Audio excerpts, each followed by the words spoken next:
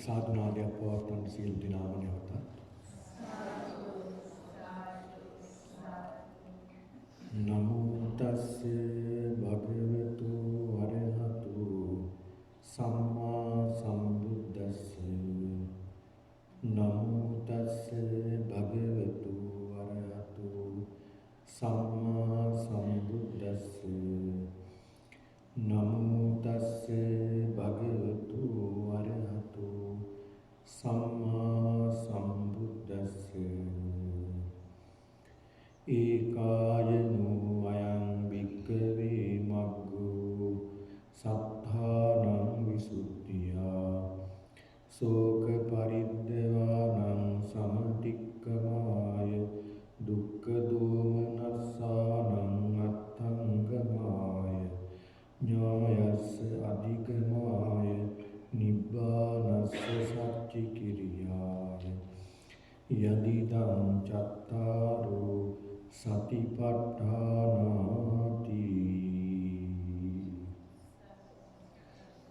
හොඳයි වාසනාවන්ත පින්වත්නි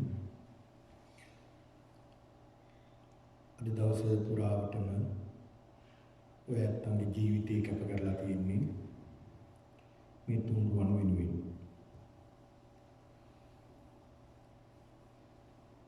ඒක නිසා අද දවස මුළුල්ලේම මේ දාන සීල භාවනා කියන තුන් පුණ්‍ය ක්‍රියාවන් සිදු කරගන්නවා වගේම භාවනා සිදු කරලා මහා කුසල සම්භාරයක් අපි වර්ධනය කරගන්නවා.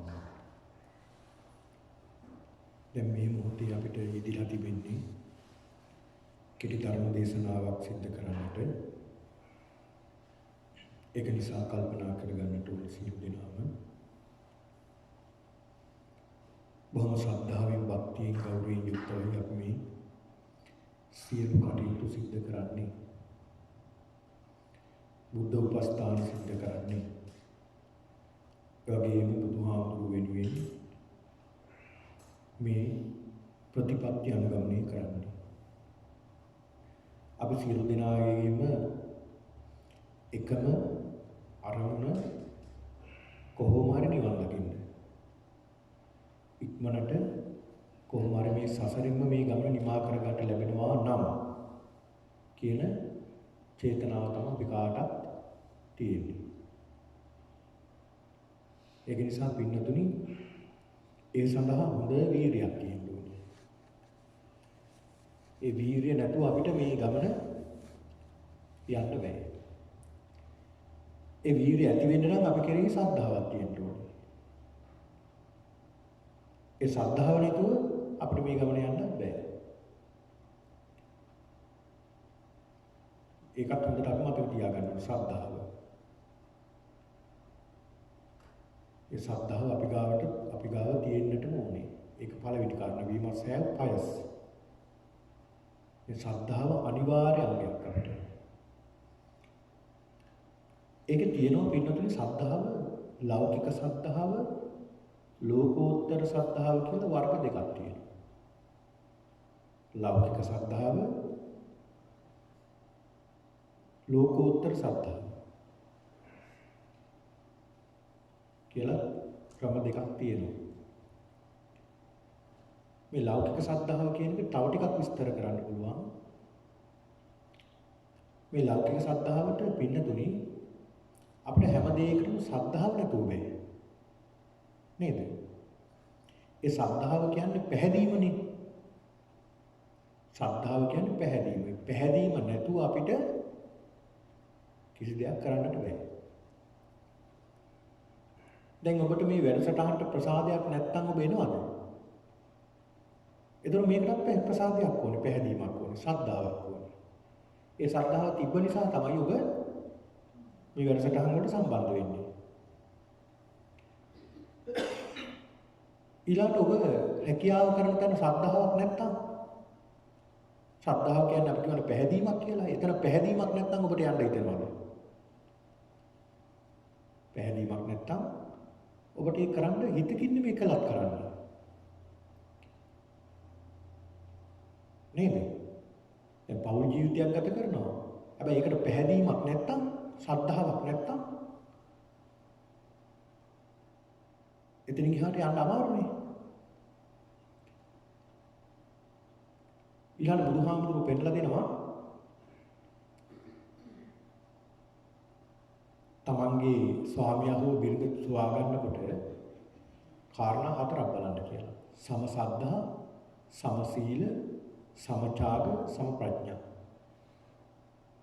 ඒකේ සම සද්ධා කියලා කියනවා එතන විස්තර කරනවා පින්නතුනි. කියන්නේ ස්වාමියාට බිරිඳ කෙරෙහි පැහැදීමක් නැත්නම්, බිරිඳට ස්වාමියා කෙරෙහි පැහැදීමක් නැත්නම් ඒ ජීවිතේ ගෙනියන්න පුළුවන්ද? ගෙනියන්න බෑ. එහෙනම් එතෙන්ටත් අපිට ශ්‍රද්ධාව තියෙන්න ඕනේ. ඒක ලෞකික වශයෙන් ටිකක් විස්තර කෙලීම. නේද? කෙනෙක් કોઈ ශ්‍රද්ධාව ඇති කරගන්නවා. හැබැයි මේක පවත්වාගෙන යන්න බෑ. ශ්‍රද්ධාව ඇති වෙනවා. හැබැයි පවත්වාගෙන යන්න බෑ. අපි හිතමු කෙනෙක් හරි ආසයි වාහනයක් ගන්න කාර් එකක් ගන්නවා. ලස්සන කාර් එකක් ගන්නවා. හැබැයි ගන්න ශ්‍රද්ධාව තියෙනවා. අරගෙන ටික දවසක් යනකොට ඒ ශ්‍රද්ධාව නැහැ. ඒක හොදන්නෙත් නැහැ, පිහන්නෙත් නැහැ. ඒතකොට ශ්‍රද්ධාව පවත්වාගෙන යන්න බෑ. ඔය වගේම තමයි තුන්රුවන් කෙරෙහි තියෙන ශ්‍රද්ධාව. ඒකට කියනවා පින්නතුනි ආරම්භ ධාතු, නික්කම ධාතු, පරක්කම ධාතු. වීර්ය ක්‍රම තුනකට පවත්වන්න ඕනේ මේ ශ්‍රද්ධාව ඇති කරගත්තා. ඒක බුදුහාමුදුරුවෝ පැවැත්වුව වීර්ය ක්‍රම තුනට ආරම්භ ධාතු, නික්කම ධාතු, පරක්කම ධාතු.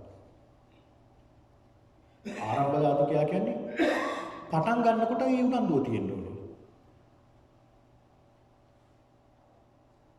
අපි ආරම්භ කරනකොට ඒ සද්ධාව තියෙන්න ඕනේ වීරිය. හැබැයි ඒක වීරිය පටන් ගත්තට පස්සේ ටික දුරක් යනකොට අපේ ඒක නැහැ. නේද? දැන් අපි හිතමුකෝ ගියක් හදන්න පටන් ගන්නවා කියලා. හදාගෙන යනවා. පටන් ගන්නකොට නම් ගේ හදන්න කලින් පුදුම විදිහට වීරියක් තියෙන්නේ. ශ්‍රද්ධාවක් තියෙන්නේ. හැබැයි මගට යනකොට ඒක නැහැ. දැන් ඉතින් ආවට ගියාට තමයි වැඩේ කරන්නේ. පටන් ගන්නකොට ඒ වීරිය තියෙන්න ඕනේ. ඒ වගේම මැදට යනකොට ඒත් ඒ වීරියම තියෙන්න ඕනේ. නික්කම ධාතු. ඊළඟ පරක්කම ධාතු. අවසන් කරනකොටත් ඒ වීරිය තියෙන්න ඕනේ. ඔකට උදාහරණේ බුදුහාමුදුරන්ගේ උත්සාහය කොච්චරද බලන්න. මහා අසංකේය 20කුත් කල්පලක්ෂයක් උන්වහන්සේ පෙරම් පෙරුවා බුද්ධත්වයේ සඳහා. අසංකේය 4 මහා අසංකේය 4කුත් කල්පලක්ෂයක් උන්වහන්සේ පෙරම් පුරුවා නියතිවරණ ලැබලා. ඒ අසංකේය කොච්චරද කියන එක කියන්න යන්නේ අපිට හිතා ගන්නත් බෑ ඒවා. මොකද ඉස්සර අයගේ තිබුණ ගණන් ක්‍රමයක් ඕක. අසංකේය කියලා කියන්නේ. මහා අසංකේයට මහා අසංකේයට ඉලක්කම් වලින් කිව්වොත් 1.140ක්. ඔක ලියන්නවත් අපිට බෑ පැටලෙනවා. බින්දු ගන්න. හැබැයි එච්චර කාලයක් මේ මහා අසංකේය දින. ඒ බඳු මහා අසංකේයකුත් කල්පලක්ෂයක් බෝසතාණන් වහන්සේ පෙරම් පිරුවා. ඒ පෙරම් පිරීම මොකටද? මේ රාග ద్వේෂ මෝහ දුරු කරගන්න. ඒක නිසා තමයි උන්වහන්සේ පෙරම් පිරුවේ. ඒකට ඒ වීරිය ඕනේ. ඒක නිසා අපි කෙරෙහි අපි ගාවක් තියෙන්න ඕනේ ওই වීරිය මේ සංසාර ගමන නිමා කරනවා. නේද? ගඟට බැස්සට පස්සේ ආය ආපහු වෙන්න බෑනේ. ආයිතින් එහා ගොඩට ගිහිල්ලාම තමයි නතර වෙන්න වෙන්නේ. ඒ තරම් වීරියක් තියෙන්න ඕනේ. ඉතින් ඒකට තමයි අපි මේ ඔට්ටු වෙන්නේ. ඒ ඔට්ටු වෙන මාර්ගයේ බුදුහාමුදුරු පෙන්ලා දෙනවා ඉතාමත් වටිනා සූත්‍රයක්. ඒ තමයි මහා සතිපට්ඨාන සූත්‍රය. අද මේ පින්නතට මම කියලා දෙන්නවා කියලා කිව්වේ මේ මහා සතිපට්ඨාන සූත්‍රය පිළිබඳව මම දන්නා කරුණු මගේ ඥාණයට අවබෝධ කරගන්න පුළුවන් කර්මයේ ප්‍රමාණය මම කියලා දෙන්නම්. මට තේරුණ විදියට බුදුහාමුදුරු දේශනා කළා තියෙන දේශනාව කොහොමද කියලා. මේ දේශනාව දේශනා කරන්න පින්නතුනේ කුරු රටේ කුරු වැසියන්ට. කුරු කියලා කියන්නේ ඉන්දියාවේ අද දිල්ලිය. මේ කුරු රටේ මිනිස්සු පින්නතුනි හරි පින්වන්තයි. ඔය දහමේ සඳහන් කරනවා මේ කුරු රටේ මිනිස්සු හරි නිරෝගී මිනිස්සු කියනවා. හරිම නිරෝගී මිනිස්සු. ඊළඟට මේ කුරු රටේ මිනිස්සු හරිම ධාර්මිකයි. ඒ කොච්චර ධාර්මිකද කිව්වොත් පින්නතුනි. දැන් එක ගෙදරම ඉන්න අම්මයි තාත්තයි පුතයි දුවයි. තාත්තා සෝවාන් වෙලා. අම්මා සකදාගාමී වෙලා. දුවයි පුතයි අනාගාමී වෙලා. හැම පවුලම එහෙම. වල මොනතරම් වාසනාවන්තද. ඒ අය යනවා නාන ලිඳගාවට, ගඟට, කඩපිලට. එතෙන්ට ගිහිල්ලා දැන් අනිත් අය වගේ අනම්මනම් රජය ගැන, රජුරුව ගැන, එහෙම නැත්නම් වෙන ආරයා කොහොමද ජීවත් වුනේ, මෙයා කොහොමද ජීවත් වුනේ අනම්මනම් දේවල් නෙමෙයි අය කතා කරන්නේ. කෙනෙක් හම්බුනොත් කතා කරන්නේ අය ධර්මය ගැන. ඔයා මොකද්ද වඩන භාවනාව? මම වඩන්නේ බුද්ධානුස්සතිය. එහෙමද? මම නම් ආනාපාන සතිය වඩන්නේ. ඔයා බුද්ධානුස්සතිය කොහොමද වඩන්නේ? ඔයා දැන් ওই මට්ටමේ දින්නේ. මොනවද මේකේ තියෙන කරුණු? ඔය මගේ සිත දැන් මේ මට්ටමට ඇවිල්ලා තියෙන්නේ. මේ මට්ටමට තියෙනවා. දැන් මේ හැමදේම මේ කෙලස් ටිකක් මම යටපත් වෙලා දැන් තියෙන්නේ. මම මේ දැන් සෝවාන් වෙලා ඉන්නේ. මේ විදිහටයි මම මේක කරන්නේ. ඒ අය කතා කරන්නේ මේ ධර්මය ගැන. මේ ධර්ම කරුණ මොකද්ද කියලා අහන්නේ. මේ ධර්ම කරුණේ මොකද්ද විස්තර කරන්න කියලා. දැන් බලන්නකො අපි කතා කරන්නේ වයි කුරුරට වෙසියෙන් කතා කරන්නේ වයි. ඒක නිසා බුදුහාමුදුරුවෝ මේ සතර සතිපට්ඨානයේ මේ කුරුරට වෙසියන්ට දේශනා කළ ගැඹුරු දහමක්. මේ දේශනා කළ අවසානයේ බුදුහාමුදුරුවෝ දේශනා කරනවා දින සතිය ඇතුව බුදුහාමුදුරුවෝ දේශනා කරනවා දින සතිය ඇතුව කියනවා අරහත්ත්වයටපත් වෙනවා මෙන්න මේ කාලය ඇතුළත හරියට මේක වැඩුවොත් කියලා. වැඩේ තියෙන්නේ අපිට හරියට වඩා ගන්න බැරි එකනේ. නේ? බුදුහාමුදුරුවෝ දේශනා කරනවා අවුරුදු 7යි දවස් 7ක් ඇතුළත. ඒ කියන්නේ බුදුහාමුදුරුවෝ දේශනා උපරිම අවුරුදු 7ක් යයි. මේක ප්‍රගුණ කළොත් උපරිම අවුරුදු 7ක් යනවා. අවම දවස් 7කින් මේක හරියට වැඩුවොත් ඒ කෙනාට සත්‍ය අවබෝධ කරගන්න පුළුවන් කියලා බුදුහාමුදුරුවෝ දේශනා කළා. චත්තාරෝ සතිපට්ඨාන සිහිය පිහිටවන අවස්ථා 4ක් බුදුහාමුදුරුවෝ දේශනා කළා. චත්තාරෝ සතිපට්ඨාන. ඒ කියන්නේ සති කියන්නේ සිහිය, ප ဋ ාණ. සිහිය පිහිටවන අවස්ථා 4ක්. ඒ තමයි කායානුපස්සන, වේදනානුපස්සන, චිත්තානුපස්සන, ධම්මානුපස්සන. We must well know about our body. කය ගැන අපි හොඳට අවබෝධ කරගන්නට ඕනේ. කය ගැන හොඳට අපි අවබෝධ කරගන්න ඕනේ. කායානුපස්සනා කියන්නේ ඒක. අද මේ භාවනා ඉවර වෙලා මම මේකටම සම්බන්ධ දෙයක් තියෙනවා. මම දවසක් ඔය ඇත්තන්ට සඳහන් කළා සක්මන් භාවනාව ගැන කියලා දෙන්නම් කියලා. ඔය ඇත්ත පියවර මනිමින්නේ භාවනා කරන්නේ. ඊට වැඩි ක්‍රමයක් කරන්නේ නැද්ද? නැහැ නේ. හරි මම අද කියලා දෙන්නම්. මේක කියලා දීලා ඉවර වෙලා ඔය ඇත්තන්ට විනාඩි 15ක් 20ක් සක්මන් භාවනා කරන්න අවස්ථාව දෙනවා. බලන්න වෙනදට වැඩිය භාවනාව වැඩෙනවද සක්මන් භාවනාවෙන් කියලා මේ කියලා දුන්නාට පස්සේ මේ දේශනාවත් එක්කලා මේක යන්න ඕනේ. ඒසයි මම කියන්නේ. එතකොට මේ කායානුපස්සනාව කොහොමද මේ කායානුපස්සනාව? කාය අනුපස්සනාව මොකද්ද මේ? අපි දකින්න ඕනේ බුදුහාම කායේ කන්ද මේක විග්‍රහ කරන්නේ කායේ කායානුපස්සති විහෙරති. ඒ කියන්නේ කයේ කය බලන්න ඕනේ. මේ කයේ තව කයක් තියෙනවා. මොකද්ද මේ කයේ තියෙන අනිත් කය?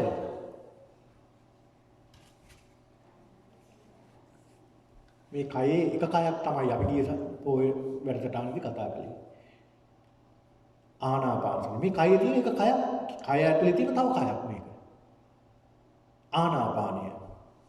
ඒ ගැන විග්‍රහ කරන්න යන්නේ නැහැ මම. මොකද අපි ගිය පොයේ දවසේ අපි සාකච්ඡා කළා දීර්ඝව මේ ආනාපාන සති භාවනාව පිළිබඳව. ඒක නිසා ඒ ගැන විස්තර කරන්න යන්නේ නැහැ. මේ ආනාපාන පබ්බේ කියලා කියන්නේ මේ කායානුපස්සනාවේ එක කොටසක්. ඊළඟට බුදුහාමුදුරු පෙන්නලා දෙනවා මේ භාවනාව වඩනකොට දැන් මේ සතර සතිපට්ඨානෙ වඩනකොට අපි ගාව තියෙන්න ඕනේ කරුණු තුනක් තියෙන්න ඕනේ. කරුණු තුනක් අපි ගාව තියෙනවා. එකක් තමයි ආතාපි. දෙවෙනි එක තමයි සම්පජාන. තුන්වෙනි කාරණාව තමයි සතිමා. ඔන්න හොඳට මතක තියාගන්න. බුදුහාමුදුරු දේශ ආතාපි සම්පජානෝ සතිමා ලෝකේ විනය්‍ය අවිජ්ජා දෝමනස්ස. අවිද්‍යාවන් දෝමනස්යන් නැති කරන්න පුළුවන් මේ තුනට භාවනා කරගෙන යනකොට. මොනවද තියෙන්න ඕනේ? ආතාපි. ආතාපි කියන්නේ හරියට හරි. දැඩි වීරියක් තියෙන්න ඕනේ. We must have a great energy. දැඩි වීරියක්. එනර්ජි කියන්නේ වීරියෙන් නේ. දැඩි වීරියක් අපිට තියෙන්න ඕනේ මේක වඩනකොට. උන්වහන්සේලාගේ වීරිය බුදුහාමුදුරුවන්ගේ එහෙම බලපුවාම මොන වීරියක්ද තිබුණේ? උන්වහන්සේ පෙරුම් පුරලා උන්වහන්සේ දා බොමැඩ වාඩි වුණේ කොහොමද? ඇඟ හිරි වැටෙනවා ඒවා පාඩන ක්‍රමයේ හිතනකොට. උන්වහන්සේ වාඩි වුණේ අද මගේ මේ හැම වියලේවා මස් වියලේවා නහර වියලේවා ඇට පමණක් ඉතුරු වේවා මම එහෙම උනත් මෙතෙන් නැගිටින්නේ නැහැ. නැගිට්ටොත් නැගිටින්නේ සම්මා සම්බෝධිය ලබාගෙනම විතරයි. බලන්නකො ඉවක් ඇඟ හිරි වැටෙනෝනේ අපිට මේ වැහෙන කියනකොට මොනස් වීරියක්ද අපිට පුළුවන්ද? මොන්න වඩනෝ නම් වීරිය. අපි ඉතින් එහෙම වීරිය හිතාගෙන ඉඳගත්තොත් ටිකක් වෙලා යනකොට ටක් ගාලා නැගිටිනවා. ඇයි? එච්චර වීරියක් අපිට නෑ මේ සසර පුරුදු කරලා. උන්වහන්සේ මේ වීරිය පුරුදු කළා. ඒක නිසා එතන වීරිය වැඩුව උන්වහන්සේ අදිෂ්ඨාන කරගත්තා. මම මෙතනින් නැගිටින්නේ නෑ. නැගිට්ටොත් නැගිටින්නේ සම්මා සම්බෝධිය ලබාන. ඒක ලබන්න නැතුව මම මෙතනින් නැගිටින්නේ නෑ. සමහර විට මගේ හැම වියලේ මස් වේලිලා යයි, නහර වේලිලා යයි. ඇට විතරක් ඉතුරු වෙයි. නැගිටින්නෙම නෑ. නෑම තමයි ඉතින් උන්වහන්සේ කිව්වා නම්. නේ? මේ පාරමිතා පුරපු හැටි මේ ජාතක කතාවල සඳහන් වෙනෝනේ. මොන පාරමිතාවක් පුරන්නේ නැද්ද මේ වෙනුවෙන්? ඒකේ ශක්තිය තමයි මේ ආවේ. ඊළඟට පින්නතුනි උන්වහන්සේ මේකට කියන චතුරාංග සමන්නාගත වීරිය. මේ චතුරාංග සමන්නාගත වීරිය ඇති කරගන්නකොට මේ මහ පොළොවට දරා ගන්න බැරුව ගියා කියනවා. මහ පොළොව වෙවුලන්න ගත්තා කියනවා. ඉතින් මේ මහා වීරයන් වහන්සේ නමක් මහා උත්තමේ සසර පෙරුම් පුරාගෙන ඇවිල්ලා මේ සම්මා සම්බෝධිය ලබන්න මේ අදිස්ථාන කරනවා. ඒ කියන්නේ මහ පොළොව දිහාට අත දික් කරනකොටම මහ පොළොව ගුරන්න ගත්තේ මට සාක්ෂි වෙන කිසි කෙනෙක් නෑ. දෙවියෝ හිටියා, දෙවියොත් පැනලා ගියා ඒ වෙලාවේ. මාර සේනාව වෙනකොට මාරයා ආව දස බිම්බරක්. බිම්බර කියලා කියන්නේ ඒකත් ඉස්සර තිබුණ ගණන් ක්‍රමයක්. බිම්බර කියන්නේ. බිම්බරක් කියලා කියන්නේ අර ගීතයකක් තියෙන බිම්බරක් සෙන ගෑවෙලින් කියලා නේද? බිම්බරක් කියන්නේ. බිම්බර කියලා කියන්නේ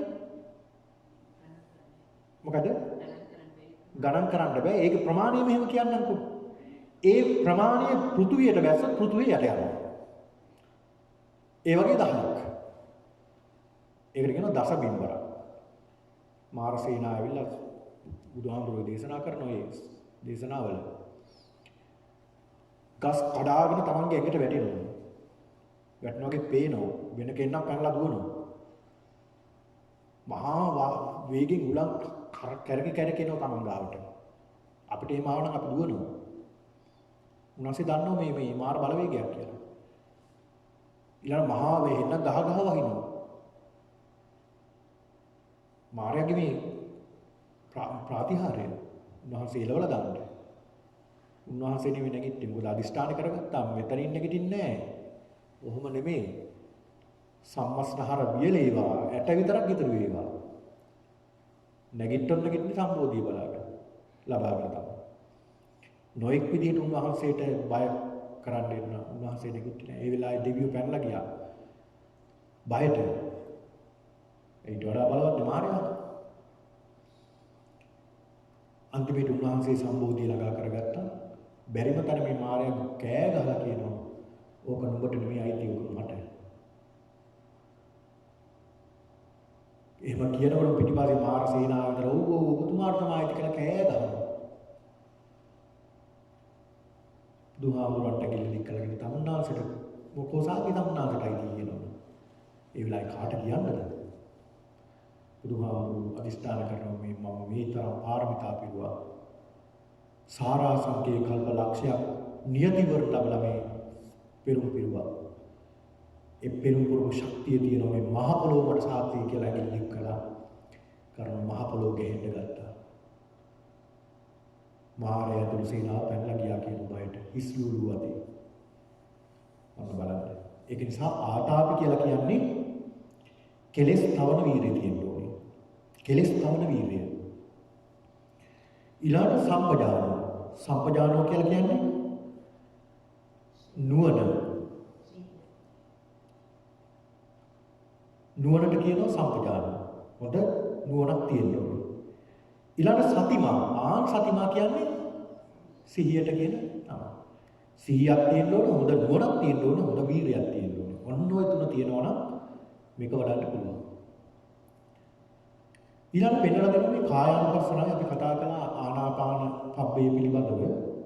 ඊළඟට තවත් මේ කායානුපස්සනාවක් තමයි කායගතාන සතිය. අහලා තියෙනවනේ. කායගතාන සතිය. අහලා විතර නෙමෙයි වඩලා තියෙනවා ඔයත්. අයි අපි ගිය පොයේ වැඩසටහනට කලින් පොයේ වැඩසටහනේ මේක වැඩුවේ. කායානුපස්සනාව. ඒකත් එක්ක කොටසක්. ඒ කියන්නේ දෙතිස් කුණප පිළිබඳව කරපු භාවනාව. කුණප කොටස් 32ක් ගැන අපේ ශරීරයේ තියෙනවා. ඒකත් කයි කයක් මේක. ඔය කය කයක් බලනවා අපි කුණප කොටස් 32ක් විදියට. මේ කය කොටස් 32කට වර්ග කරලා 32 පිළිබඳව බලනවා. බලන්නේ කායගත අංශය. ඒ කියන්නේ කයේ තියෙන පිළිකුල් ස්වභාවය පිළිබඳව බලනවා. කේසා අපේ මේ ඔළුවේ තියෙන කෙස් මේක අසාරයි, අසුභයි, පිළිකුලයි, දුර්වර්ණයි, දුර්ගන්ධයි. අනිත්‍යයි, දුකයි, අනාත්මයි. ඒ විදිහට බලන්නේ. ඊළාට ශරීරයේ තියෙන ලෝම ලොම් ඒවත් එහෙමයි. නඛ නියපොතු, දත්, සම, මස්, නහර, ලේ මේ විදිහට බුදුහාමුදුරු පෙන්නලා දෙනවා. මේ ශරීරයේ තියෙන පඨවි කොටස් 20ක් පිටලා තියෙනවා. පඨවි කොටස් 20ක්. පඨවි කියන්නේ තද ගතිය. පඨවි කොටස් 20ක් පිටලා තියෙනවා. මේ පඨවි කොටස් 20 ගැන සිහි කරනවා. මේ වගේ පිළිකුල් ස්වභාවය. ඒකත් කායානුපස්සන. ඊළඟ ආපෝ කොටස් පිටලා තියෙනවා 12ක්. ආපෝ කියන්නේ වැగిරෙන ස්වභාවය. කියන්නේ මල මුත්‍ර, ලේ, කැහින් සොටු, සෙම මේවා වැగిරෙන ස්වභාවයෙන් යුක්තයි. ඒ ගැන පිළිකුලෙන් මෙනෙහි කරනවා. පිළිකුල් ස්වභාවය කියන්නේ ඒකේ තියෙන යථා ස්වභාවය පිළිකුලනේ. මේකේ යථා ස්වභාවය පිළිකුල්නේ අනේ යථා ස්වභාවය මෙනෙහි කරනවා. ඒකට කියනවා කායගතාන සතිය. ඊළඟ තව එකක් තියෙනවා පිටුපිට ධාතු මනසිකාරය. දැන් කලින් අර වගේ ධාතු පිළිබඳව දැක්ක නමුත් ධාතු මනසිකාරයෙන් කරන්නේ ඒ ධාතු වෙන වෙනම අරගෙන බලනවා. දැන් අපි කලින් බැලුවේ කොටස් පිළිබඳවනේ ඇස, කන, නාසය, දිව, ශරීරය, කෙස්, ලොම්, නිය, දත් මේ ගැන බැලුවා අපි. ඒවා හැදිලා තියෙන්නේ මේ ධාතුන් වලින්. ඒ ධාතුන් වලින් හැදුනත් මේවා අපි බලන්නේ ශාරීරික කොටසක් විදියට. මේ ශාරීරික කොටසක් විදියට අපි දකිනකොට මේක පිළිකුලෙන් යුක්තයි. ඒ පිළිකුල් සංඥාව ඇතුළේ බලන්න ඕනේ. ඊළඟ ධාතු මනසිකාරය. ධාතු මනසිකාරයෙන් බලන්නේ අපි මේ ධාතු වෙන වෙනම අරගෙන බලන්න. මේ කෙස්වල නැත්තම් මේ ඇහි තියෙන ධාතුව මොකද? ඇහැ හැදිලා තියෙන ධාතුව මොකද්ද? ඊළඟට මේ හැම හැදිලා තියෙන ධාතුව මොකක්ද? ධාතු හතරෙම තියෙනවා හැදිලා. හැබැයි ඒකෙන් වැඩියෙන් තියෙන්නේ මොනවද කියලා බලන්න. දැන් මේ ශරීරයේ අස්ථි තියෙනවනේ අපි. මේ අස්ථි වල තියෙනවා පඨවි ආපෝ තේජෝ වායෝ. පඨවි කියන්නේ තද ගතිය, ඊළාට ආපෝ කියන්නේ වැగిරෙන ගතිය, තේජෝ කියන්නේ උණුසුම සීතල කියන එක, වායෝ කියන්නේ වාතය, වායුව. මේ හතරම තියෙන හැබැයි වැඩියෙන් තියෙන්නේ මොකක්ද මේ අස්ථි වල? පඨවිය. නේ? පඨවිය තමයි වැඩියෙන් තියෙන්නේ. පඨවි කියන ධාතුව. ඊළඟට ආපෝ කියලා කියන්නේ වැగిරෙන ස්වභාවය. වැగిරෙනවා කියලා කියන්නේ දැන් මේ වතුර වීදුරුව බලන්නකෝ. මේ වතුර වීදුරුවේ අපි මේ වතුර වීදුරුවට අපි වීදුරුවේ හැටියට තමයි වතුර ටික තියෙන්නේ. මේක බෝතලේ දාපුවම බෝතලේ හැටියට. ඇයි ඒ? මේකට පැවැත්මක් නැහැ. නිශ්චිත පැවැත්මක් නැහැ. ඒ දාන භාජනයේ හැඩේ තමයි ගන්න. ඔන්න බලන්න. දැන් ඒතර ජලයේ තියෙන්නේ මේ ආපෝ ස්වરૂපේ තමයි වැඩිපුර තියෙන්නේ. ඒතර ජලයේ තියෙන මේ ආපෝ ස්වභාවය පින්නතුනේ දැන් බලන්නකෝ 2007 සුනාමි විසණිය ආවනේ. මුහුදු රැළ ඇවිල්ලා කොහොමද අර පාලම් බෝක් ඔක්කොම කඩාගෙන අර රේල් පාරවල අපි දැක්ක අඹරලා කොහොමද මේ ජලයට එහෙම කරන්න පුළුවන්? ඈ? ඉතින් මේ ජලයට එහෙම ශක්තියක් නැහැ නේ. ජලයට තමන්ටවත් පැවැත්මක් නැතුව දැන් බෝතලේ දාපුවම බෝතලේ හැදී, වීදුරුවට දාපුවම වීදුරුව හැදී. වෙන භාජන පීඩසියට දාපුවම පීඩසිය හැදී. ඉතින් ජලයට පැවැත්මක් නැතුව කොහොමද එහෙම ශක්තියක්? ඈ? හරි ප්‍රශ්නයක් තමයි නේ.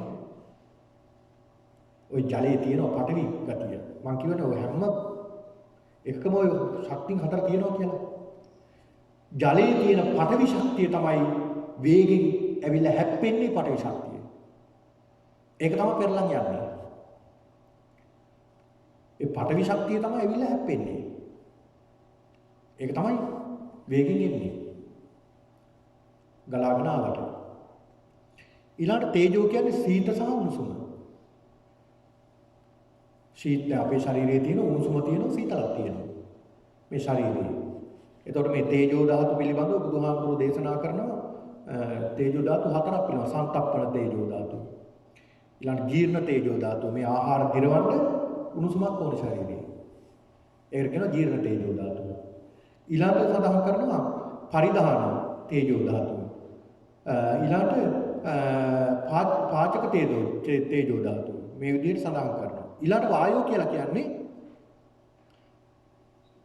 හමාගෙන යන ස්වરૂපේ වායුව වාතය. මේ වාතය අපේ ශරීරයේ තියෙනවා. වැඩිපුර මේ හැම අංශයකම මේ වායුව තියෙනවා. ඒ වායුව තමයි ක්‍රියාත්මක වෙන්නේ. වැඩියෙන්. මොනවද මේ? ආස්වාස ප්‍රස්වාස වාත. දැන් ආස්වාස ප්‍රස්වාස කරන්නත් ඕනේ අපිට මේ වාතයනේ. ඒක නැත්තම් අපි නැහැනේ. ඒතර ඒකත් මේ ශරීරයේ තියෙන වාතයක කොටසක්. ඊළාට අංග භංගානුසාරණෝ වාත. අතපය හා මෙහා කරන්න වැකුම් විදිහට ක්‍රියාත්මක වෙන්නේ මේ වාතයනේ. වාතය නැත්තම් අතපය හා මෙහා කරන්න බෑ. හිටිය පැටියට ඉන්න වෙනවා. අතපය එහා මෙහා කරන්න මේ වාතය නිසා ශරීරයේ ක්‍රියාත්මක වෙනවා. ඊළාට උද්දංගමා වාත. උඩුකුරුව තෙරපෙන වාතය. දැන් කෑම කාපුවම උගුරට එනවා කියලා කියන්නේ. උඩට තෙරපෙන වාතය. ඊළා අදෝගමා වාත. පල්ලෙහාට තෙරපෙන වාතය තියෙනවා. ඒකට කියනවා අදෝගමා වාත. ඉතින් මේ විදිහට වාතයේ කොටස් 6ක් පිළිබඳව බුදුහාමුදුරු පෙන්ලා දෙනවා. ඒ කියන්නේ මේ කියන පඨවි, ආපෝ, තේජෝ, වායෝ කියන මේ ස්වરૂප හතර වෙන වෙනම අරගෙන බලනවා. වෙන වෙනම. එතකොට මේ කෙස්වල තියෙන්නේ මොකද්ද? පඨවි ධාතුව. ඒ පඨවි දැන් භාවනා කරන ක්‍රමේ මම මේ කියන්නේ මේ මොකද්ද? අපි මේ ධාතු මනසිකාරයේදී අපි බලනවා මේ භාවනාවෙන් මගේ හිසේ කෙස් තියෙනවා. මේ කෙස් ටික පොළවේ වැල්ලුවාම මේක පොළවට පස් වෙනවා. එහෙනම් පොළවේ පටවි ටික මේක එකතු වෙනවා. එතකොට මේක පටවි ධාතුව. එතකොට හැදිලා තියෙන පටවිය. එතකොට මේ තියෙන්නේ පටවි ධාතුවක් ඒක. පටවි ධාතුවෙන් හැදුන දෙයක් තමයි මේ කෙස් කියලා. එතකොට කෙස් වල තියෙන පටවි ධාතුව. ඔන්න බලන්න 32කට බෙදපු කොටස් අපි 4කට ගොනු කළා. කලින් 32කට බැලුවේ දැන් 4කට බැලුවා. 4කට ඔන්න බලන්න. ඊළඟ කෙස් ලොම් වල එහෙමයි ඒත් පටවි ධාතුව ඒකත් පොළොවට පස් වෙනවා. ඒතර පස් වල තියෙන්නේ පටවිය. අපේ තියෙන්නේ පටවිය.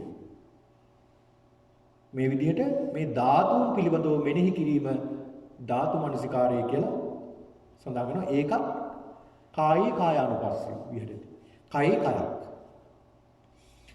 ඊළඟ තියෙනවා ඉරියාපත පබ්බය කියලා. ඉරියාපත පබ්බය කියලා කියන්නේ තමන්ගේ ඉරියව් පිළිබඳව හොඳ සිහියෙන් ඉරියව් පැවැත්වීම. ගතේ තිතේ තිත්තං චරන් නිසින්නෝවා ඡයානෝවා කියලා සඳහන් වෙන්නේ කර්ණී සූත්‍රයේදී. තිත්තං ඉන්නකොට චරන් හැසිරෙනකොට එහා මෙහා යනකොට නිසින්නෝවා එක තැනක ඉන්නකොට ඡයානෝවා නිදනකොට හොඳ සිහියෙන් සිහිය පවත්වන්න ඕනේ. මම මේ ඉඳගෙන ඉන්නවා, මම නිදාගෙන ඉන්නවා, මම කැම කනවා මේ විදිහට ඉරියව් පිළිබඳව හොඳට ඒ ඉරියව් හතර පිළිබඳව සතර ඉරියව් පිළිබඳව හොඳ සිහියෙන් ඉන්න ඕනේ. ඒකට කියනවා ඉරියාපත පබ්බය. ඒකත් කයේ කයක්. ඊළඟ සඳහන් කරනවා සති සම්පජඤ්ඤය. සති සම්පජඤ්ඤය කියලා කියන්නේ සති සම්පජඤ්ඤය. ඒ කියන්නේ හැම ක්‍රියාවක් කෙරෙහිම දැන් අතනදී සතර ඉරියව් පිළිබඳව අපි මෙනෙහි කළා. දැන් මෙතනදී සියලු ක්‍රියා පිළිබඳව සිහිය සති නේද? සතිය පිහිටවන්නට ඕනේ. හැම ක්‍රියාවක් පිළිබඳව සතිය පිහිටවන්න ඕනේ අපි. ඒකට කියනවා සති සම්පජඤ්ඤ. කොහොමද බුදුහාමුදුරුවෝ දේශනා කළේ? බුදුහාමුදුරුවෝ දේශනා කරන පින්නතුනි මේ ඉරියව් වෙනස් වීම වගේම ඇස ආදී ඉන්ද්‍රියන් පිළිබඳව මේ වගේ වෙනස් වෙන ස්වરૂපයේ පිළිබඳව සිහි කරන්න කියලා.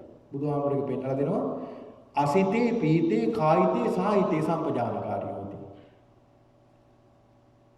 කෑම කනකොට, නිදා ඉන්නකොට, කතා කරනකොට මේ හැම ඉරියව්වකදීම හොඳ සිහියෙන් කරන්න ඕනේ. සිහිය පිහිටවාගෙන. ඒ සිහිය නැති හින්දානේ මම දන්නේම නැතුව ඒ කියුණානේ කියනවා. කියලා පස්සේ කට වහගන්නවා. ඊට පස්සේ වැඩක් නැහැ. කිව්වට පස්සේ කට වහගෙන වැඩක් මොකද කියවිලා ඉවරයි. අර සිහිය තිබ්බනම් කියෙන්නේ නැහැ. නේ? ආංගික සිහිය පිහිටවන්න කියන්නේ ඒකයි. ඊළඟ ගතේ තිතේ නිසින්නේ සුත්තේ ජාගරිතේ සම්පජානකාරී හොති.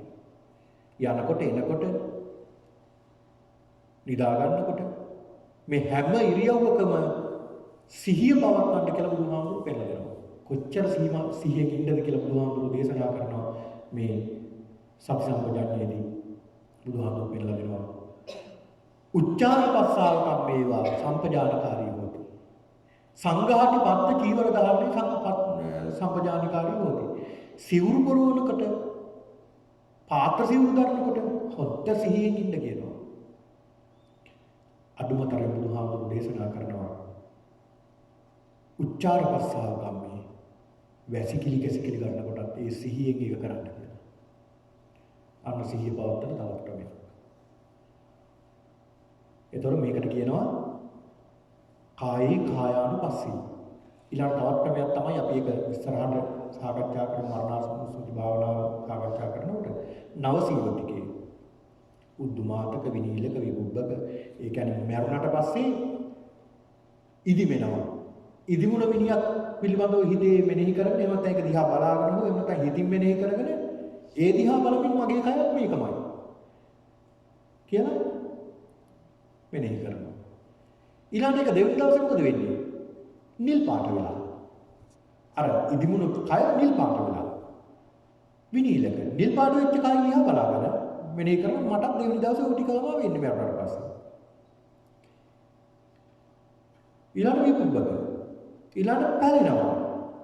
මටත් ඔය ටික තමයි වෙන්නේ මගේ ශරීරය පැලෙනවා තුන්වෙනි දවසේ කොට. මැරලා දවස් 3ක් දැන් නම් එම්බා කරපුවම හතියක් විතර තියාගන්න පුළුවන් බොමිනික් ගහලා නේ. ඉස්සර එහෙම නෙමෙයි ඉස්සර පින්නතුනි මේ උසංගිලා කැලියට දාන්නේ. විශාල කැලයක් තියෙන ඔය කැලේ මැද්දට දානවා. ඉස්සර පෙට්ටිය හදා හිටියේ නෑ. ඒ මරණ ඇදේම මැස්සක් ගහලා තියලා නහයට නාස් කුඩු දෙකට කම් දෙකට පුළුන් ගන්නවා. මොකද මේ ඕජස් ගන්නවා මේ වගේ. ගාලා මේ කට ඇරෙනවට බඳිනවා. හිසට තියලා රෙද්දක් බඳිනවා මේ. බැඳලා තියෙනවා. තියලා දවස් දෙකක් තියලා ඒ අවසන් කටයුතු කරලා උණ ගහක් කපලා උණ ගහේ මේක බැඳගෙන කරේ තියන් ගිහිල්ලා කැලේ මැද්දට දානවා. සත්තු කනවා කැලේ මැද්දට දානවා. අමුසොන්ට දානවා කියලා කියන්නේ ඒකයි. වල්ලන්නේ නැහැ. එතකොට මේ වෙන ස්වරූප තමයි මේ සඳහන් කරන්නේ. ඊළඟ පැලෙනවා පැලෙන තැන් වලින් ඕජස් කරන්න ගන්නවා මස් මේ කුණු වෙලා ඊළඟට මේ හැම ඇලෙනවා මේ ඇටකට වලට මේ මස් දිය වෙලා ඊට පස්සේ සත්තු ඇවිල්ලා මේ කෑලි කෑලි ඇදන් යනවා. ඉතින් මෙන්න මේ කියන ස්වරූප 9ක් පිළිබඳව තියෙනවා. ඒ 9ෙම මෙනෙහි කරන්න. මෙනෙහි කරලා මගේ කයට මේ ටික තමයි වෙන්නේ. කියන මේ සිහිය පවත්වන්න ඕනේ. දැන් අපි පෙට්ටියකට දාලා වැල්ලුවත් ඔය ටිකමනේ. ඕක වැඩේ තියෙන්නේ පේන්නේ නැති එක විතරයි. නේ? මොකද යටනේ පොළොව යට වල්ලනවා පෙට්ටියට දාලා වෙන්නේ ඔය ටික. ඉතින් ඒක නිසා ඒ ගැන මෙනෙහි කරනවා කයේ කය. ඔන්න කයේ කය පිළිබඳව අපි මෙනෙහි කළා. දැන් කොටස් 32ක් පිළිබඳව අපි සාකච්ඡා කළා. දෙතිස් කුණප කොටස් පිළිබඳව ඒක අපි ලඝු කළා කොටස් කීයකටද?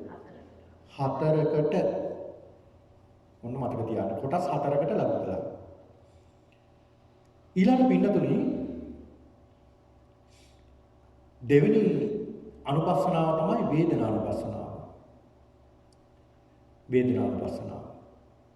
වේදනානුපස්සනාව අර වඩා ටිකක් ගැඹුරුයි. කොහොමද මේ වේදනානුපස්සනාව දකින්න කියලා බුදුහාමුදුරුවෝ දේශනා කළේ?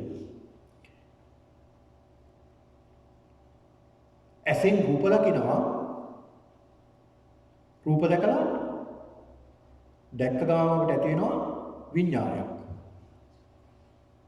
මොකක්ද ඒ විඥානය? චක්කු විඥානය. මේ සිතේම එක විඥානයක් මේ. එකම සිතේ ඇසින් රූප දැකීම නිසා ඇති වෙන සිතට කියනවා චක්කු විඥානය. චක්කුංච පටිච්ච රූපේ uppajjati චක්කු විඥානං. ඇස රූපයත් එක්කලා ගැටුණා. ගැටීම නිසා ඇති වෙන සිතක්. චක්කු විඥානය. චක්කු විඥානය කියලා සිතක් ඇති වෙනවා. චක්කු විඥානය. එතකොට මේ චක්කු විඥානය ඇති වෙන්නේ මොකක් නිසාද? ස්පර්ශය නිසා.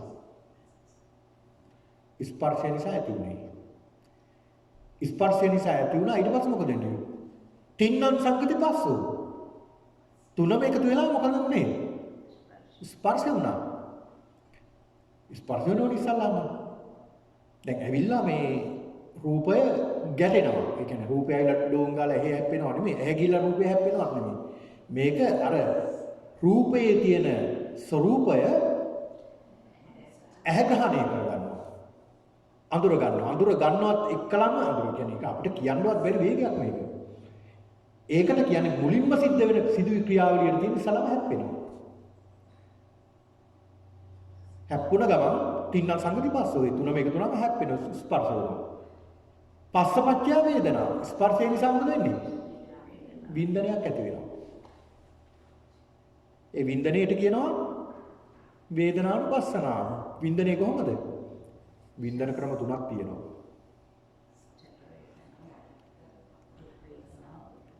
සැප වේදනා දුක් වේදනා අදුක්ඛම සුඛ. දුකත් නැහැ සැපත් නැහැ මැදි. දැන් සැප වේදනා කොහොමද? ඈ සැප වේදනා comfortable feelings කියලා කියන්නේ නේද? ඒවා කොහොමද? ඒවා අපි සතුටින් මේවා ගන්නෙ. සැපයි කියලා. අම්මලා තාත්තලා බලා ඉන්නවා දරුවෝ වැට්ට ගිහිල්ලා එනකන් කොයි වෙලාවෙ දෙන්නේ. සැපයි දරුවගේ රූපය දැකීම සැපයි. නේ? කියන්නේ සැප වේදනාවක් එක නේ? ඉතින් අපි දකින ඇහෙන් දකින්න කැමති සැප වේදනාව. කනෙන් අහන්න කැමති සැප වේදනාව. ඊළාට නාසයෙන් විඳ ගන්න කැමති සැප වේදනාව. දිවෙන් ලබා ගන්න කැමති සැප වේදනාව. දැන් දවල් දානෙට අපි සැප වේදනාවක් දකින්න නිකන් ඔක මතු පිටින් අපි කියන්න කැමති නැහැ. නමුත් ඇතුළාන්තයෙන් අපේ තියෙන හරි හොඳ දෙයක් තිබ්බොත් නම් හොඳයි අද කියලා නේ. බැරි වෙලාවත් අපි අකමැති දෙයක් ලැබුණොත් අපේ සිතේ ස්වરૂපය කොහොම වෙයිද? නේ? හිතින් හරි සමහර කෙනෙක්ට හිතෙනවනේ අයියෝ මේ ඊට වැඩි දෙයක් උයන්න තිබ්බේ නැද්ද කියලා. එතකොටම මොකක්ද වෙන්නේ? එතකොට දුක් වේදනාවක් එනවා.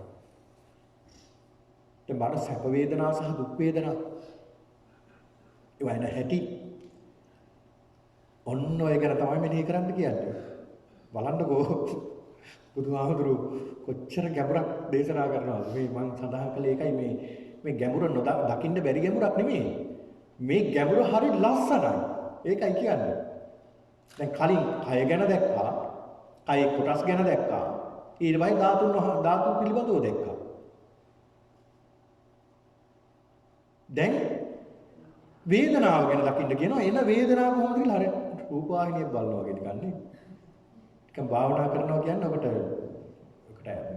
හිත යොමු වුණාම හරියට රූපවාහිනියක් බලනවා වගේ ඒ තරමට ඊටත් වැඩිය බොහොම ප්‍රියජනක දෙයක්. ඒ ඉතින් බලාගෙන ඉන්න පුළුවන් එන්න හැටි එන්නකොටම දරගන්නවා මේ සැප වේදනාව කොහොමද මේ සැප ආවේ? කොහොමද මේක ආවේ? මොකද්ද මේක කියලා අඳුර ගන්න පුළුවන් වෙනවා. ප්‍රඥාවන්තය අඳුර ගන්නවා. සැප වේදනාව. ඔන්න බලන්න. මම පොතක දැක්කා අජාන් බ්‍රහ්මවාසෝ කියන හාමුදුරුවෝ උන්වහන්සේගේ පොතක උන්වහන්සේ හිතා හිටියා උන්වහන්සේට තෘෂ්ණාව නම් දැන් නැහැ කියලා. තණ්හාවක් ආසාවක් නැහැ කියලා උන්වහන්සේ හිතා හිටියලු. භාවනා කරන්න ඇති උන්වහන්සේ කරලා තෘෂ්ණාව නැහැ කියලා උන්වහන්සේ හිතාගෙන හිටියලු. දවසක් දාන බෙදනකොට උන්වහන්සේට කොහමද සූප ව්‍යංජනයක් බෙදලා තියෙනවා ටිකයි බෙදලා තියෙන්නේ. අනේ මට තව ටිකක් බෙදුවා නම් හොඳයි කියලා හිතුණලු. හිතනකොට උන්වහන්සේ කල්පනා කළා. දැන් මම ආසාව තියෙනවනේ කියන්නේ. ඔය බලන්නකො සිවුම් වෙන හැටි. ඒ සිවුම් වෙවුවා එන හැටි බලන්නකො. ආන් ඒක දකින්න පුළුවන් භාවනාවෙන්. දැන් උන්වහන්සේ භාවනාව දිනු කරලා තිබ්බ හින්දා ඒක දැක්ගත්තා. ප්‍රඥාවට අහු වුණා. අපිට අහු වෙනවා අඩුයි. ඇයි? මේක දිනු කරන්න ඕනේ. දිනු කරනකොට දැනනවා එන්නකොටම දන්නවා මේ එන්නේ මේ තෘෂ්ණාවක් එන්නේ. මේ සැප වේදනාව. ඊළඟ දුක් වේදනා අපි දුක් වේදනාව දකින්න කැමති නැහැ. නේ? දැනෙනවට කැමති නැහැ දුක් වේදනාව. නේද? ඒවට අපි කැමති නැහැ. එතකොට සැප වේදනාව කියන්නේ මොකක්ද මේ ඇතුලේ තියෙන්නේ? සැප වේදනාවක් ඇතුලේ තියෙන අපි සැප විඳින්න කැමති සැප වේදනාව ඇතුලේ මොකක්ද තියෙන්නේ කියලා පොඩ්ඩක් හිතන්න. දුකම තමයි තියෙන්නේ. ඊට වැඩි දෙයක් තියෙනවා. සැප වේදනාව ඇතුලේ. සැප වේදනාව ඇතුලේ නැද්ද ඇලෙන ගතියක්?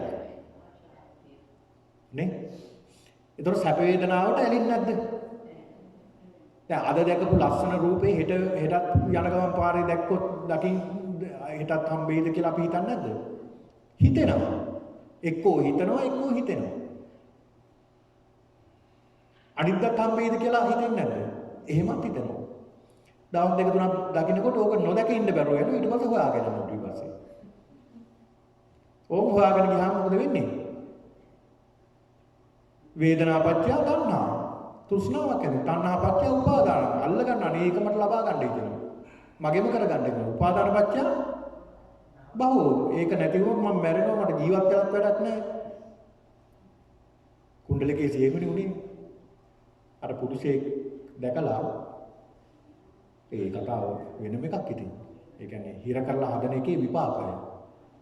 ළමයි හිර කරලා හදනවා කියන එකේ විපාකයකුත් එතන කියලා දෙනවා. මොකද සාමාන්‍ය තරුණ වියටපත් වුණ හැම ළමයෙක් ඒ අදහස් හිර කරලා කාමරයක කුලි කරලා තිබ්බහම ඒක විපාකය.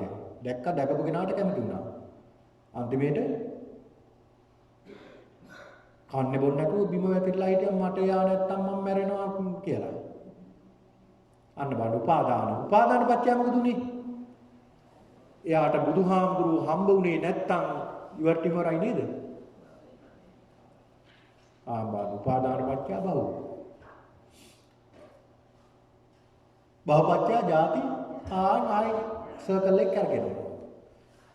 ඒක නිසා මෙන්න මේ කියන සුඛ වේදනා අඳුර ගන්නට ඕනේ අපි වේදනාවට පස්සෙන්. ඊළාට දුක්ඛ වේදනා. දුක්ඛ වේදනාව කොහොමද? අපි කැමති නෑ දකින්න. අපි ඇහැට නරක දෙයක් එහෙම නැත්නම් අපි අප්‍රිය දෙයක් දකින්න කැමති නෑ. දැන් ඔයත් කිව්වොත් නන්න පන්සල ඉස්සරහා දෙවි කෙනෙක් මතුවලා ඉන්නවා කියලා, දේවතාවෙක් මතුවලා ඉන්නවා කියලා. කඩාන බිඳගෙන දුවනවා. ඇයි ඒ? බලන්න ආසයි. නේ? ඒ බලන්න ආසාව නිසා අපි ඒ දේ බලන්න යනවා. හැබැයි කවුරු හරි කිව්වොත් අන්න එන යක්ෂයෙක් මතුවලා ඉන්නවා, හරි භයානකයි බලන්නත් භයානකයි කියලා යකෙක්. ඔයත් එයිද? ඒ පැත්තට නෙමෙයි මේ පැත්තට යනවා. ඇයි ඒක දුක්ඛ වේදනාව. කැමැති දේ බලන්න ඇස් ඇරලා බලනවා, අකමැද්දේ මග අරිනවා. එතකොට සැප වේදනාවක තියෙන්නේ මොකක්ද? ඇලීමක්. දුක් වේදනාවේ තියෙන්නේ මොකක්ද? හරියටම හරි ඔන්න ඕක තේරුම් ගන්න. සැප වේදනාවේ ඇලීමක්, දුක් වේදනාවේ ගැටීමක්. එතකොට ඇලීම සහ ගැටීම නෙමෙයිද අපි අපේ ජීවිතේ පුරුදු කරන්නේ? ඕම උතන හොඳට අල්ල ගන්න ඔය තැන. ඒ කියන්නේ අපි අපේ ජීවිතේ ප්‍රගුණ කරන්නේ ඇලීම සහ ගැටීම. එක්කෝ ඇලෙනවා, එක්කෝ ගැටෙනවා. ඔන්න දැන් මම ඔන්න හොඳට මතක තියාගන්න මම කියවනේ කායානුපස්සනාවයි මම කියලා දුන්නා. කොටස් 32ක් විදිහට මේ ශරීරය කොටස් කළානේ. අපි කොටස් කළා කොටස් 32කට මේ ශරීරය අපි හිතමු මේ ඉන්නේ සිරිපාල. සිරිපාලගේ මේ ශරීරයේ කොටස් කේසා, ලෝමා, නඛා, දන්තා මේ සියල්ල කෑලි ගලවලා තැන් තැන් වලින් තිබ්බා. දැන් ඔහු ඉන්නවද? දැන් එහෙම කෙනෙක් නැහැ. එතකොට ඒ කෙනාට අපි දීලා තියෙන්නේ සම්මුති නමක්. සම්මුතියෙන් පනවලා තියෙන්නේ මේ සිරිපාල, මේ සෝමදාස, මේ අහවල් කෙනා කියලා අපි නමක් පනවලා තිබ්බා. හැබැයි නම තියෙන පුද්ගලයාගේ කෑලි ටික ගලවලා ඒව වර්ග කරපුවාම එතන පුද්ගලයෙක් නැහැ. ඔන්න ගැඹුර. කොටස් 32කට. ඊළඟට කොටස් 32ක් තියෙනවනේ. කොටස් 32ත් අපි වර්ග කරනවා. පඨවි, ආපෝ, තේජෝ, වායෝ කියලා ධාතු 4කට. ධාතු 4කට වර්ග කරනකොට අපිට පේනවා කොටස් 32කුත් නැහැ එතන. තියෙන්නේ ಜಾති 4යි. ඇත්තද බොරුද මේක? මේක ප්‍රඥාවෙන් දකින්නකොට තමයි තේරෙන්නේ මේක ඇත්ත. මේකනේ සත්‍ය. මේ ශරීරයේ තියෙන ධාතු කොටස් පඨවි ඝන ගතිය, ඊළඟට වැగిරෙන ගතිය, සීත සහ උණුසුම, ඊළඟට වායෝ ගතිය. ඔය හතර තමයි මේ ශරීරයේ තියෙන. ඒවා කොටස් කරලා බලපුවම හතරයි ඊට පස්සේ. 32ක් තිබ්බ කොටස් ටික තවත් අපි බලනවා ප්‍රඥාවෙන් විමසලා බලනකොට පේනවා පඨවි, ආපෝ, තේජෝ, වායෝ. තේරෙනව නේද මේ ටික? ඔන්න ඒ ටිකත් අපි බලනකොට මේකේ තියෙන්නේ මොනවද? ඇලීමයි ගැටීමයි. ඔච්චර තමයි. ඕක තමයි මේ මුළු සංසාරෙම පුරුදු කරන්නේ. මේ ජීවිතේම අපි කරන්නේ මොකක්ද? ඇලෙනවා ගැටෙනවා. ඇලෙනවා ගැටෙනවා. ඕක තමයි වෙන්නේ. ඇලීම නැති වුණ ගැටීමක්, ගැටීම නැති වුණ තැන ඇලීමක්. එක්කෝ ඇලීමක් එක්කෝ ගැටීමක්. ඕම ඔය දෙක තමයි මේ ජීවිතේ තියෙන්නේ. බලන්නකො හැම දෙයකම ඇලීමක් ගැටීමක් නෙවෙයිද? ඕක ප්‍රඥාවෙන් දකින්න ඕනේ. ප්‍රඥාවෙන් දකිනකොට අපිට පේන්න ගන්නවා පින්නතුනි මේ ජීවිතේ හැම දෙයකම හැම ක්‍රියාවකම ওই දෙක විතරනේ තියෙන්නේ. ওই දෙක විතරයි තියෙන්නේ. බෝ ආඩි වෙලා ඉන්නකොට ඒකට ඇලීමක් තියෙනවා. ඇලීම ගැටීමක් බවට පරිවර්තන වෙනවා ටිකක් වෙලා යනකොට. ඒක නිසා තමයි පැයෙන් දෙකෙන් බ්‍රේක් එකක් දීලා තියෙන්නේ. ටී බ්‍රේක් එකක් එහෙම. පොර නැත්නම් ටී බ්‍රේක් එකක් දෙන්නේ නැතුව 8ට ආවනම් 4 වෙනකම් ඉඳගෙන ඉන්න ඕනේ. දාන දෙන්නෙත් නැහැ. ඇලීම ගැටීමකට පරිවර්තන වෙන නිසා තමයි අර බ්‍රේක් එකක් තියෙන්නේ. ඒතකොට අපේ ජීවිතේ අපි හැම මොහොතකම ඇලීමයි ගැටීමයි ප්‍රගුණ කරන්නේ. එක්කෝ අපි ඇලෙනවා එහෙම නැත්නම් අපි ගැටෙනවා. ගැටීම නැති වුණොත් ඇලීමක්, ඇලීම නැති වුණොත් ගැටීමක්. ඔන්න බලන්නකො මොන ගැඹුරක්ද නේ වේදනානුපස්සනාව. ඊළඟට අදුක්කම සුඛ වේදනාව.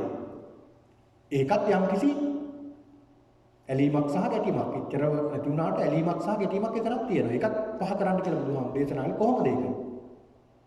අදුක්කම සුඛ කියලා කියන්නේ. සැපක් නැහැ, දුකක් නැහැ, මැදින් එනවා. මැදින් ආවත් අර දෙකෙන් ගෑවිලා හරි යනවා. උදාහරණයක් කිව්වොත් දැන් ඔයත් ගෙදර ඉඳලා මෙහෙට ආවා. උදේ. නේ? ගෙදර ඉඳලා මෙහෙට ආවනේ. ඔබේ ඇලීම තිබ්බේ මොකද්ද ගෙදර ඉඳලා එනකොට? පන්සලට එන්න ඕන සිල් ගන්න කියන ඇලීම තිබ්බේ. නේ? ගැටීම තිබ්බේ. අනේ ට්‍රැෆික් වෙන අහුවෙන්න නම් එපා. මගෙන් කරදරයක් වෙන්න එපා. පන්සලට යනකම් ගැටීම. ගැටුණා ඒකට කියලා එක වෙන්න එපා. එහෙම වුණොත් ගැටීමක් ඇති වෙනවා. ඒතර අදුක්කම සුඛ. දැන් ඔය ඇත්තෝ ගෙදර ඉඳලා මෙහෙට ආවා. මෙහෙට එනකම් මං අහනවා වාහන කීයක් හම්බුණාද රෝද හතරේ? ඔය ඇත්තෝ මෙහෙට එනකොට ලයින් කම් කීයක් තිබ්බද? දන්නේම නැහැ. ඒ කියන්නේ හම් වෙලා නැහැ. ඉතින් හම් වෙලා නැහැ. ගන්න හරි අර නෝනා කිව්ව හරියට මොකද්ද? ගත්තේ නැහැ. හම්බ වුණා. ගත්තේ නැහැ. දැන් අපි හිතමුකෝ මෙහි ඉඳලා ලංකාවේ ඉන්නවා කියලා අපි අපේ ගෙදර ඉඳලා අනුරාධපුරේ දක්වා යනවා. අපේ ඇලීම තමයි අනුරාධපුරේ. රුවන්වැලිසෑය වන්දනා කිරීම. ඒ යන අතරතුර අපිට හම්බ වෙනවා කඩවල් හම්බ වෙනවා, තව පන්සල් හම්බ වෙනවා, ඊළාට නොඑක් දේවල් හම්බ වෙනවා, පේනවා. ඒ කිසි දෙයක් ගන්නවද? ගන්නෙ නැහැ, ඇලෙන්නෙත් නැහැ, වට ගැටෙන්නෙත් නැහැ හැබැයි. අදුක්කම සුඛ වේදනා. ඒවත් එනවා අපිට. ඔන්න ඔය වේදනාව ගැන හොඳ සිහියෙන් කටයුතු කරන්න කියලා බුදුහාමුදුරු දේශනා කළේ. ඔය වේදනාව නම් ආකාර 9කට බුදුහාමුදුරු පෙන්නලා දෙනවා. එකක් තමයි සැප වේදනා, දුක් වේදනා සහ උපේක්ෂා වේදනා. එතන තියෙනවා ඒ කියන්නේ අදුක්කම සුඛ වේදනා තුනක්. ඊළඟට සාමිස සුඛ වේදනා. සුඛ වේදනා කොටස් දෙකකට බෙදෙනවා. සාමිස සුඛ වේදනා, නිරාමිස සුඛ වේදනා. කියන්නේ සාමිස කියන්නේ කෙලෙස් සහිතව සැප දැනෙනවා. නිරාමිස කෙලෙස් නැතුව සැප දැනෙනවා. කෙලෙස් නැහැ හැබැයි සැපයක් දැනෙනවා. ඊළඟට දුක් වේදනාව සාමිස දුක් වේදනා, නිරාමිස දුක් වේදනා. සාමිස කියලා කියන්නේ කෙලෙස් සහිතව අපිට දුක්. කෙලෙස් සහිත පුද්ගලයන්ට දැනෙන දුක. ඒතකොට කෙලෙස් සහිතව ඒක දුක තියෙන්නේ. නිරාමිස දුක් වේදනා. නිරාමිස කියන්නේ ඒ කියන්නේ බුදුහාමුදුරන්ට දුක දැනෙන්නේ නැද්ද? ලෙඩ හැදුන්නේ නැද්ද? ලෙඩ හැදෙනකොට දුක දැනෙනවා. රාතන් වහන්සේලාට දුක දැනෙනවා. අර පොල්ලෙන් ගහනකොට, පොළ වලින් ගහනකොට හොරු ඇවිල්ලා උගලන් මහරහතන් වහන්සේට දුකයි. නිරාමිසයිද? උන්වහන්සේ අල්ලගත්තේ නැහැ. අපේ ස්වરૂපය මොකද්ද? සැපේදී ඇලෙනවා, දුකේදී ගැටෙනවා. ගැටෙනවා කියන්නේ අල්ල ගන්නවා. අල්ල ගන්නා වූ වේදනා, අල්ල ගන්න නැති වේදනා. ඊළඟට සාමිස අදුක්කම සුඛ වේදනා, නිරාමිස අදුක්කම සුඛ වේදනා. ඒ කියන්නේ අල්ල ගන්න මදහත් චේතනා තියෙනවා. අල්ල ගන්න නැතිව රහතන් වහන්සේලාට බුදුපසේ බුදුමහරහතන් වහන්සේලාට පහළ වෙනවා අදුක්කම සුඛ උපේක්ඛා වේදනා. එහෙම නැත්නම් අදුක්කම සුඛ වේදනාව. නිරාමිස දුක්ඛම සුඛ වේදනා. එතකොට මේ 6යි අර 3යි ආකාර 9කට වේදනාව වෙනවා. ඊළඟ මේක අපිට දකින්න පුළුවන් පින්නතුනේ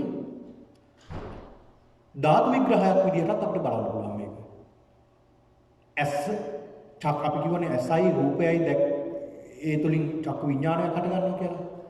මේක තවත් අපිට දකින්න පුළුවන් වුණා චක්කු ධාතු. ඇස ධාතුවක් විදිහට. රූප ධාතු. ඊළඟ චක්කු විඥාන ධාතු. සෝත ධාතු, ගාහන ධාතු, සෝත විඥාන ධාතු. මේ විදිහට ධාතු විදිහටත් අපිට දකින්න පුළුවන් මේක. ඊළඟ ස්කන්ධ ධාතු ආයතන විදිහට බෙදන්නත් පුළුවන් අපිට මේක. ස්කන්ධ ධාතු ආයතන. කියන්නේ මේක හැදලා තියෙන ස්කන්ධ වලින් ස්කන්ධ පංචකයක් නිසා. ඊළඟට මේ වගේ හැදලා තියෙන ධාතු නිසා.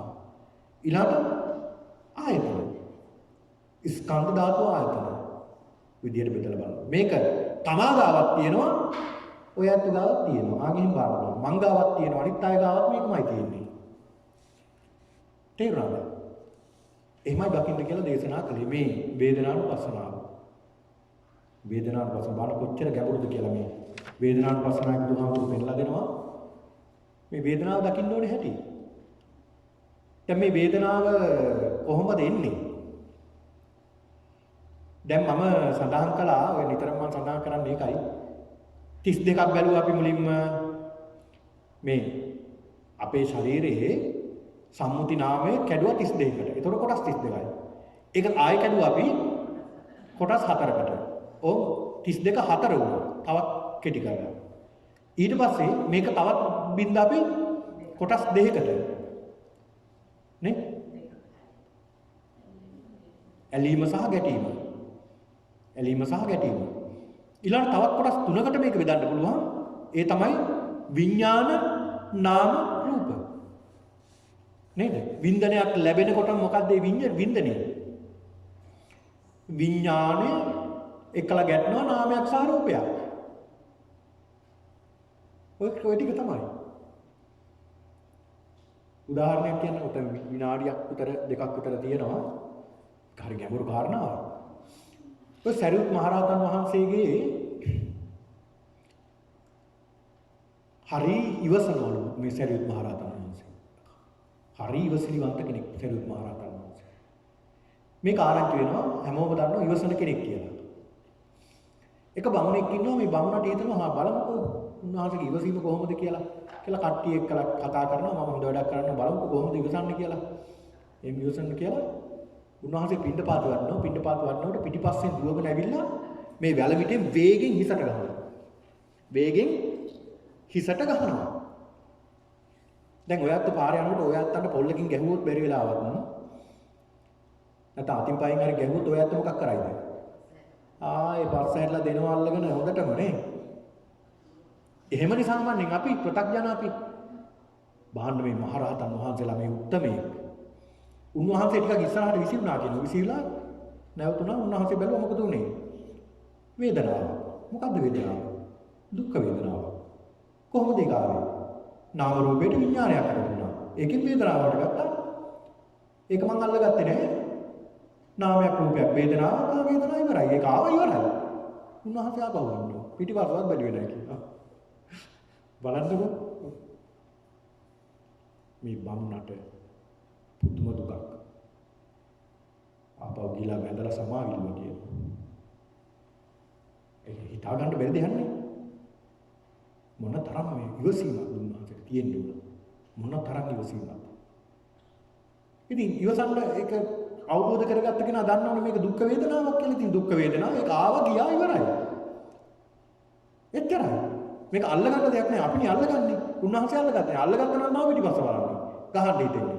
හැබැයි අල්ලගත්තේ නිසා උන්වහන්සේ දැන්න වේදනාව මෙනෙහි කළා. මේක වේදනාවක් කියලා උන්වහන්සේ ආපහු ගමන් වැඩියා.